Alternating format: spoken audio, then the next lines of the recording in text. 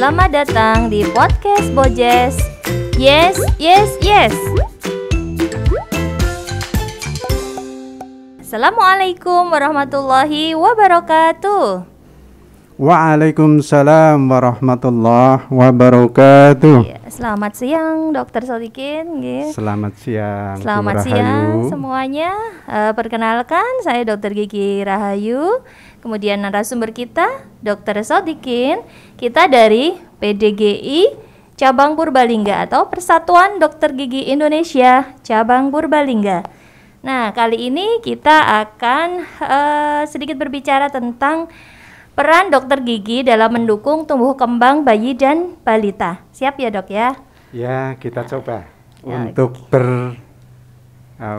berdiskusi ataupun untuk sekedar menginformasikan aja kepada masyarakat yang ada di Purbalingga.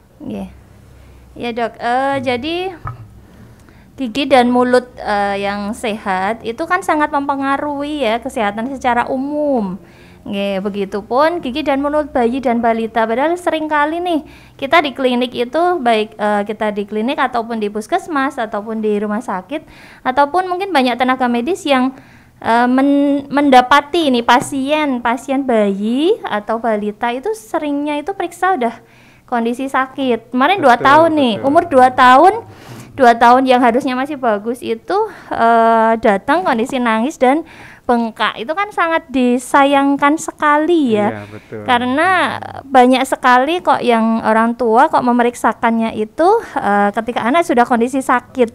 Iya, nah, mayoritas seperti itu. Iya, betul. Nah, mungkin nanti kita akan membahas bagaimana jadi kedepannya itu agar anak-anak itu tetap sehat. Nah, kalau anak sehat, giginya sehat, itu kan dalam mengunyah anak-anaknya nggak ada masalah. Ketika nggak ada masalah, nanti kedepannya tumbuh kembangnya anak juga akan bagus. Lebih bagus. Seperti itu.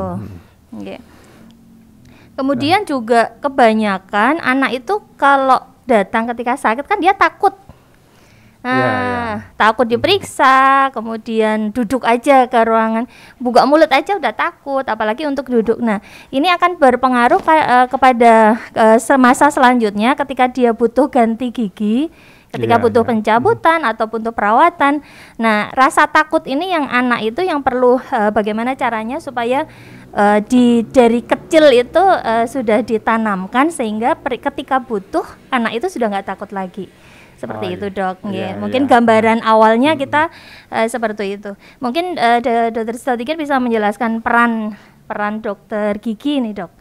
Peran dokter gigi selama ini untuk masyarakat, karena kalau nggak sakit gigi itu kita nggak dicari. Nah, iya betul. Monggo dok. Jadi kita sebagai tenaga kesehatan khususnya di bagian kesehatan gigi dan mulut itu memang ada beberapa hal yang menjadi salah satunya ya dalam tanda kutip petik kendala, umpamanya kita menghadapi anak-anak yang mayoritas datang di klinik-klinik maupun di puskesmas itu sudah ada masalah, dalam hal ini sudah berkeluhan. Nah, satu itu. Betul. Terus yang kedua, terkadang masyarakat kita itu, anak-anak kita itu sejak awal katakanlah ada kerewelan-kerewelan itu, cara mengatasi kerewelan anak itu ada yang memberikan permen, padahal itu semua bisa berakibat kurang baik. Yang kedua, terkadang anak itu ditakuti dengan nanti disuntik. Nah, itu. Nah, dengan kondisi-kondisi yang seperti itu, sebetulnya buat anak-anak yang ada di kita itu pada masa-masa mereka membutuhkan pelayanan itu akan menjadi masalah tersendiri. Baik anak itu sendiri, orang tua maupun kita sebagai tenaga dokter gigi. Betul. Iya, itu kira-kira seperti itulah. Peran kita itu ya harapannya kita dengan bisa mengatasi permasalahan-permasalahan kesehatan gigi dan mulut sejak awal itu harapannya sudah barang tentu kepada masalah tumbuh kembang atau perkembangan kesehatan anak. Nah, hal ini apa? Karena jika sejak awal anak itu sudah punya masalah dengan giginya, itu secara otomatis nafsu makannya menjadi berkurang. Karena begitu makan terus merasakan sakit, secara otomatis itu akan menjadi masalah tersendiri, baik buat khususnya untuk anak dan juga buat orang tua.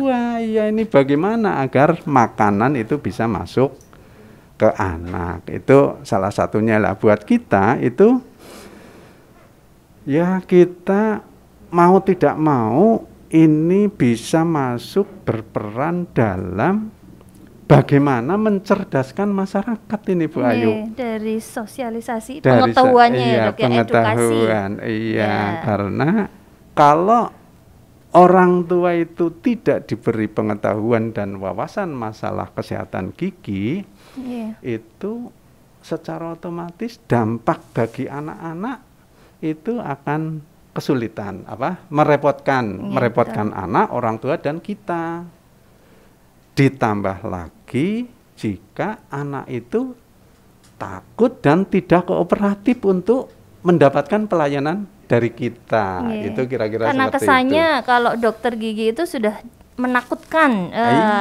Ketemu dokter gigi itu biasanya ketemu seseorang yang algojo. Karena mikirnya kalau kalau anak-anak ketemu dokter gigi ya itu tadi disuntik, kemudian dicabut.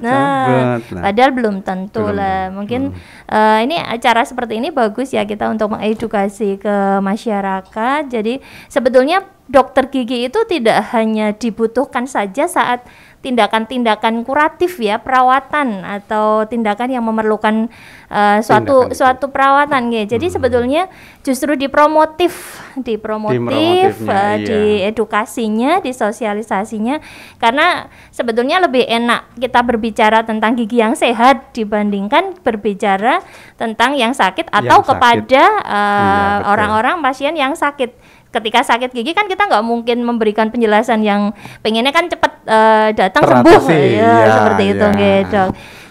Mungkin itu. Jadi Bapak Ibu, teman-teman semuanya di mana aja, monggo kita dimanapun ada dokter gigi, kita jalin komunikasi ya. Sekarang kan medianya ada banyak. Bisa lewat digital ya. Betul, YouTube ada, mungkin ada yang Facebook, ada WA, boleh konsultasi dan sebagainya macam. Mungkin itu untuk peran dokter gigi ya. Jadi kita terbuka sekali, jangan sampai kita didatangi hanya pas kondisi sakit aja. Sedang sakit.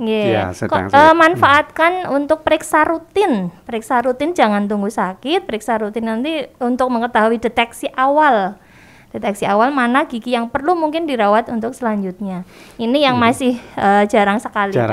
Iya betul, karena kita ini baik saat kita ada di puskesmas maupun di praktek mandiri itu boleh dikata 0,00 sekian dari masyarakat kita yang datang hanya bertujuan, Dok, ini saya mau checking kesehatan gigi.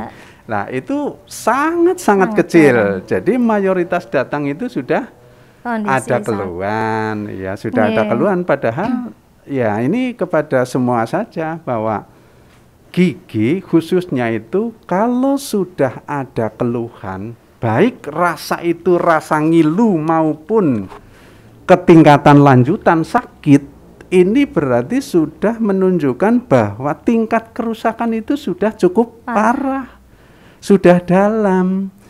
Nah, ini yang mayoritas masyarakat kita itu belum sadar dan belum paham terkait dengan masalah kesehatan gigi, tingkatan kerusakan gigi. Lah, ini harapan kita tentunya untuk lebih baiknya lagi, khusus kepada bayi balita itu perlu kita ketahui semua, Bapak Ibu sekalian, bahwa proses pembentukan gigi itu saat dalam kandungan, Iya, ya betul. dalam Diawali kandungan, dari diawali kandungan. itu, sehingga bagaimana sih ibu hamil agar mendapatkan materi gizinya itu Iya, cukup untuk proses pembentukan gigi. Dalam hal ini bukan hanya gigi, tapi juga tulang dan lain sebagainya. Iya, iya. Nah ini, jika pada saat-saat itu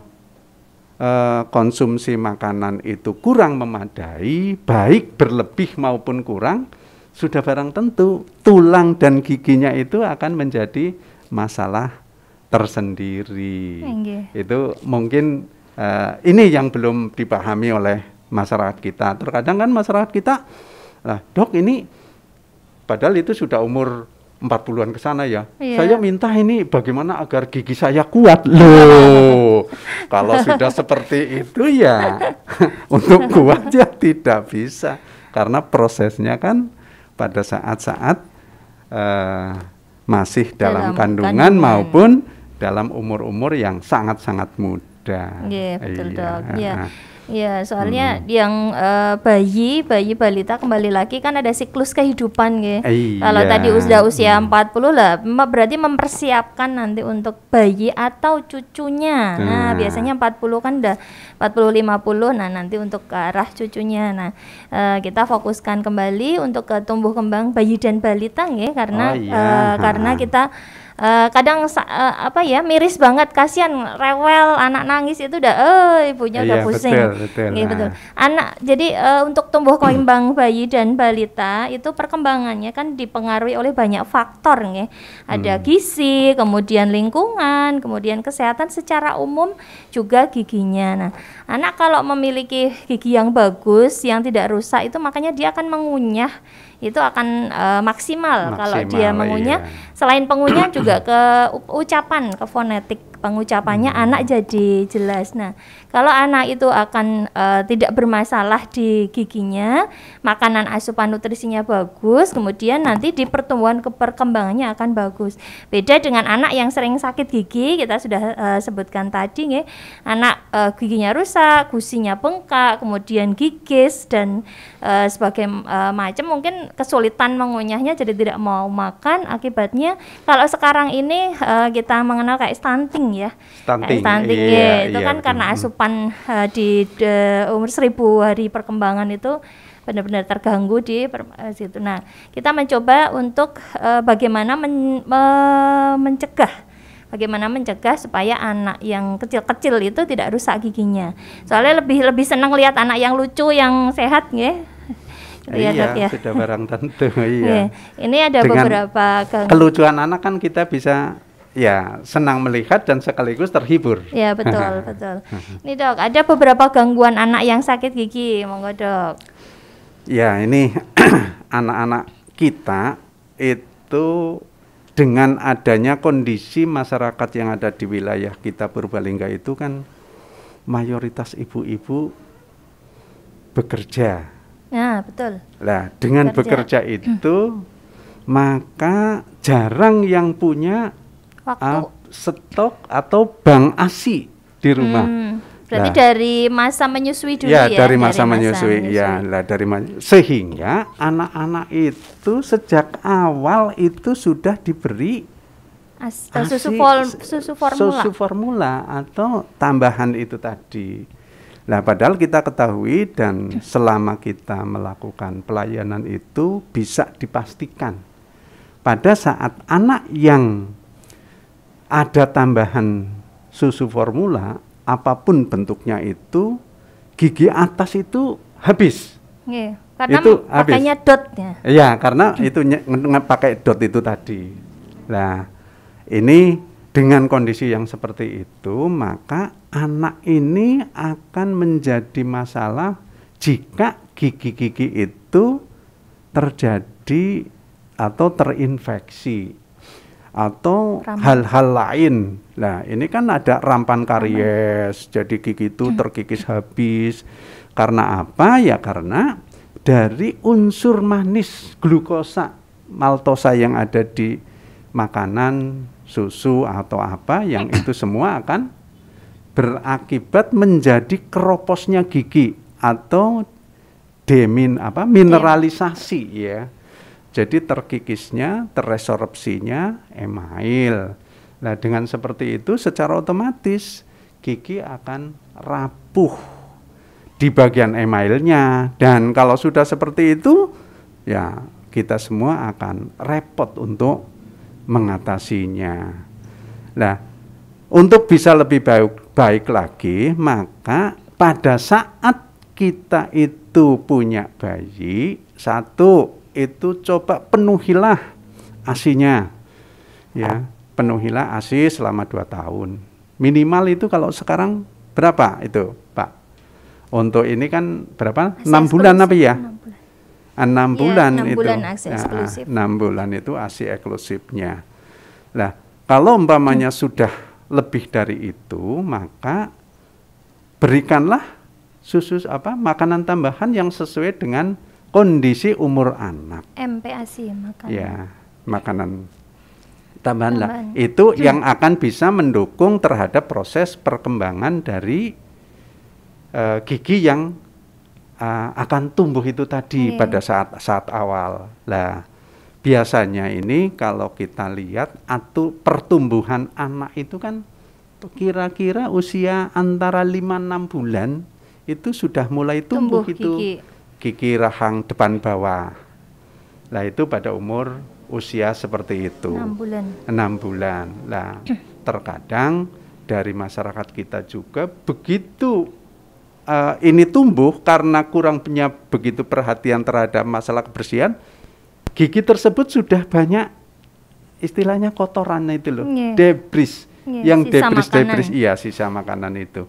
Yang itu akan mengakibatkan tumbuh baru sekian bulan itu sudah kelihatan hitam keropos lah. Ini salah satunya masyarakat kita yang belum begitu istilahnya gaten ya terhadap kebersihan kesehatan gigi terhadap anak-anak cucu kita itu. Nah, dalam hal ini maka jika proses kerusakan itu terjadi dikarenakan karena setelah tumbuh itu kurang begitu perhatian untuk melakukan kebersihan dan lain sebagainya, ya ini secara otomatis ini akan banyak hal-hal yang terganggu di sana. Kalau seandainya gigi itu rusak, secara otomatis anak itu dalam proses mengunyah makanan itu akan menjadi masalah. Betul. Dengan makanan yang kurang begitu maksimal untuk dilakukan pengunyahan, maka secara otomatis resorpsi makanan juga tidak maksimal. Iya, selain asupan juga dalam proses itu sendiri. Nah, kalau sudah seperti itu ya sudah barang tentu itu akan merepotkan semuanya. Yang berikutnya itu kalau seandainya anak itu kurang begitu bagus dalam perkembangan dan pertumbuhannya, itu secara otomatis anak itu untuk mempersiapkan dirinya ke hal yang lebih nantinya itu dewasa, itu juga akan kesulitan. Kita sering melihat seperti ini, Bu Ayu. Anak-anak itu, orang tua itu kan kadang mengeluh, loh ini anak gigi saya itu pada saat awal itu kecil-kecil, bagus, rajin, rapi, kayak gitu, tidak merenggang. Tapi sekarang ini kok jadi seperti ini, tidak karuan dan lain sebagainya. Lah, itu kan berarti antara perkembangan pertumbuhan dari tulang rahang itu tidak seimbang dengan tumbuhnya untuk mempersiapkan gigi dewasanya. Iya.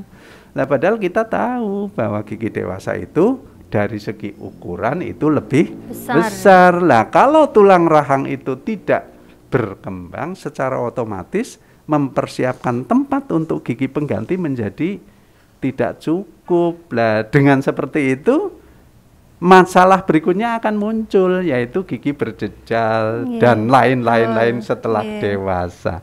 Itu antara lain, Bu Ayu. Ya, jadi mungkin biar lebih jelas saya ada gambar dok. Oh, Jadi iya, iya. mungkin dari Bapak Ibu semuanya, kenapa sih kok gigi susu ya? Ketika gigi susu itu kecil-kecil tadi, Iya. dengan rahang yang kecil kok dia harus dijaga bagus. Kemudian pengunyahan juga bagus karena nanti berpengaruh pada pertumbuhan rahang. Nah nanti ada pergantian gigi ini seperti ini dok. Oh iya betul, Ya. iya itu. Jadi ini adalah rahang untuk gigi anak-anak. Seperti ini rahang gigi anak. Kemudian ini yang dewasa. Nanti kalau sekarang kelihatan kecil, nanti kan akan berganti ke gigi dewasa. Kemudian ada gigi ganti. Nah ini gigi susunya nanti digantikan oleh gigi-gigi dewasa. Ini membutuhkan ruang yang cukup ya, membutuhkan karena ruang ukurannya cukup. itu kan beda ya Bu Ayu Iya. ya. Nanti kalau tidak diperhatikan nanti bisa jadi seperti ini. Nah itu, jadi itu nih. berjejal tuh. Berjejal, Jadi tidak ya. cukup berdesakan. Ya, Lah, kalau sudah seperti ini, itu ya nanti itu Lila, membutuhkan perawatan dan itu tidak murah Iya. itu, tidak Ini yang murah. akibatnya, ini yang benar-benar efek yang berikutnya itu, iya. seperti ini akan sangat kasihan sekali nggih. Jadi Iya, lebih akan lebih hemat mungkin ya, lebih hemat, lebih mudah kalau ibu-ibu orang tua itu tadi waktu kecilnya. Jadi yang pertama tadi ASI 6 ya, bulan eksklusif. Kemudian mulai makan kan mulai umur 6 bulan. 6 bulan, Makanannya yang bergizi, jangan dikenalin yang manis melekat. Ya, karena itu dampaknya. Ya, kemudian meskipun nanti belum tumbuh gigi, tetap disikat, dibersihkan awal, nanti pakai kain kasla, air hangat ya, atau waslap air hangat. Kemudian udah ada tumbuh gigi, nanti ada sikat gigi jari, kemudian baru mungkin sikat gigi udah dia bisa megang sikat gigi yang anak-anak yang ya, kecil tapi kalau itu belum ya. bisa meludah jangan diberi pasta gigi dulu, kemudian dia bisa dilatih. Nah soalnya kemarin ada pasien yang bengkak itu, ibu mulai nyikat gigi anaknya mulai dilatih kapan? 2 tahun barulah. Itu akan sangat terlambat sekali karena kebiasaan itu harus dari kecil, iya, seperti itu ya dok ya. Kemudian kita lanjut. Nah tadi dok yang periksa dini, periksa sejak kecil supaya anak nggak takut. Ya gini, kita itu khususnya baik di puskesmas maupun di tempat-tempat klinik itu kita hendaknya untuk mempersilahkan kepada pasien-pasien yang khususnya untuk anak-anak itu tadi. Nah, dalam hal ini untuk bisa mengenalkan ya, kita itu sebagai dokter gigi yang di depan tadi sudah dikatakan bahwa kalau melakukan pemeriksaan gigi ini ada sesuatu yang menakutkan, baik dari sarana alat, kadang-kadang ada suara-suara yang desingan-desingan yang tidak nyaman di telinga, yang itu semua terkadang bagi anak-anak apalagi orang tua aja kadang suka ada yang takut dengan kondisi seperti itu.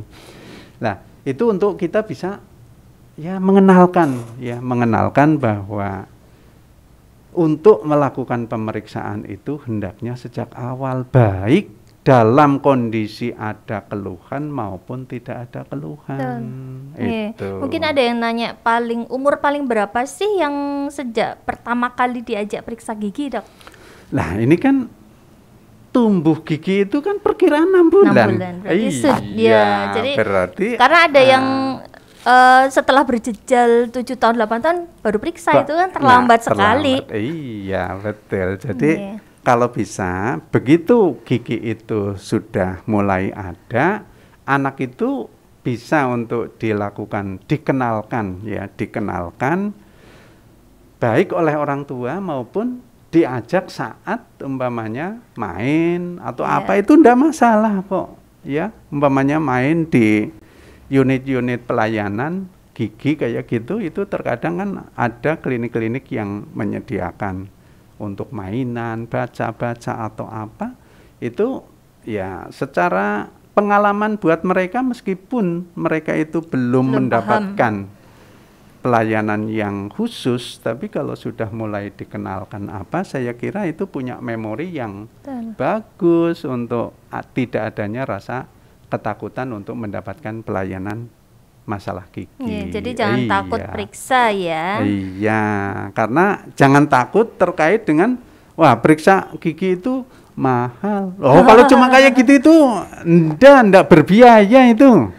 Iya, enggak berbiaya. Iya, betul. Karena biaya akan semakin mahal kalau semakin rusak dan dibiarkan. Sudah mahal sakit. Nah, itu dia. Jadi sebaiknya untuk Bapak Ibu semuanya yang memiliki anak kecil, putra-putri, ponakan atau siapapun, periksa aja sejak dini biar tahu kondisi giginya, kemudian akan diajari cara menyikat gigi, kemudian makanan-makanan yang boleh, yang tidak boleh, yang bagus atau enggak untuk kebersihan gigi, kemudian pertumbuhan rahang yang penting, karena nantinya gigi susu itu akan digantikan ya, ruangnya itu akan digantikan oleh gigi dewasa yang ukurannya jauh lebih besar, biasanya 2 kali lipatnya ya. Jadi kalau giginya kecil-kecil ditambah lagi gigis ya, rampan karies atau kubis dan segala macam, kemudian akan digantikan dengan gigi yang baru, otomatis ruangnya kurang. Nah, itu nanti yang akan menyebabkan gigi berjejal. Nah, mungkin yang terakhir Dok, ada yang mau disampaikan lagi untuk semuanya saja nih, warga di mana aja yang mendengarkan kita ini Dok? Ya, ini kepada teman-teman sejawat semua yang masih punya kegiatan di puskesmas wilayahnya masing-masing, itu berupaya untuk bisa bersama-sama dengan program-program yang lain untuk melakukan pencerahan terkait dengan masalah kesehatan gigi dan mulut kepada masyarakat. Kita contohkan umpamanya ada kelas balita, kelas ibu hamil, lah itu posyandu. Dalam posyandu itu semua, kalau kita sebagai tenaga kesehatan khususnya di masalah kesehatan gigi dan mulut itu bisa tersampaikan dari saat kita berinteraksi dengan masyarakat, itu saya kira pelan tapi pasti bahwa pengetahuan masyarakat itu akan sedikit demi sedikit berubah. Dengan berubahnya itu ya harapan kita tentunya masyarakat di wilayah kita itu tidak bermasalah lagi. Dan yang kedua, jangan menganggap bahwa masalah kesehatan gigi itu, jangan berpikiran dan menganggap lah penyakit gigi itu kan tidak mematikan. Nah ini, jadi dengan kondisi lah orang mematikan ikih, nah itu semua akan menjadi istilahnya menyepelekan terhadap sesuatu hal yang kedepannya itu akan bermasalah. Itu yang ketiga, kita itu hidup itu kan butuh makan. Iya, betul. Untuk makan itu supaya bisa sempurna kita butuh gigi. Nah, oleh karena itu hendaknya gigi itu harus dijaga sampai kita itu tidak akan makan iya lagi. Nah itu kapan?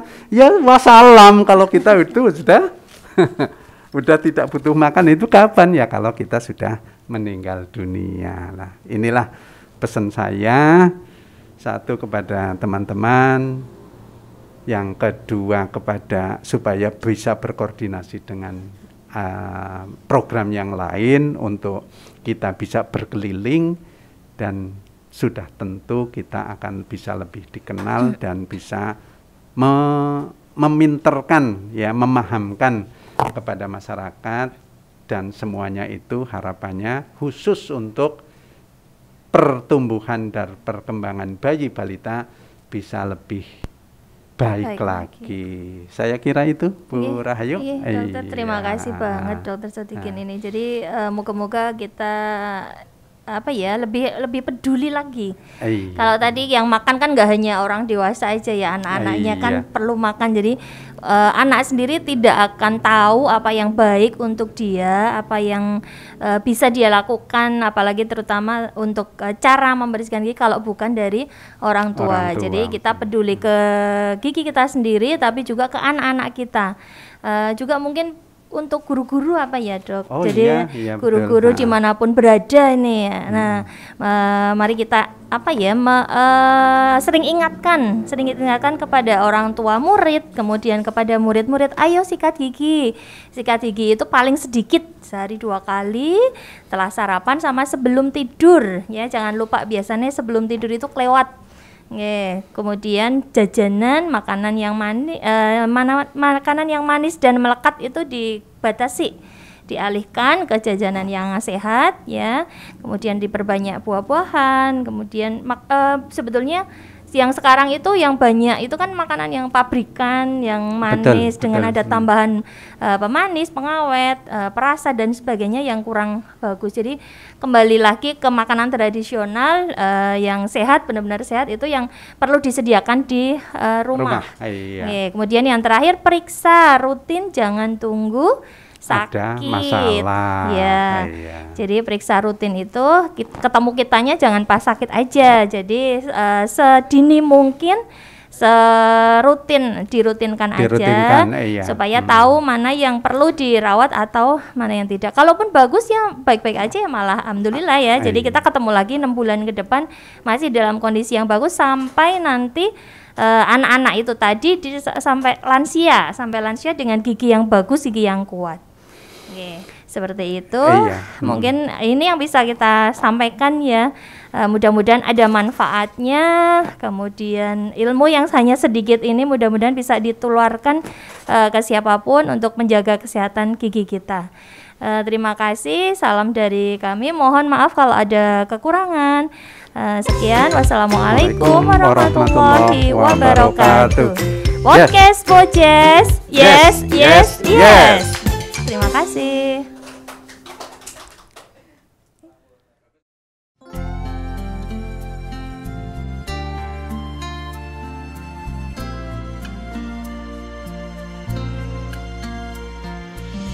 Look at me, you may think you see who I really am, but you never know me every day.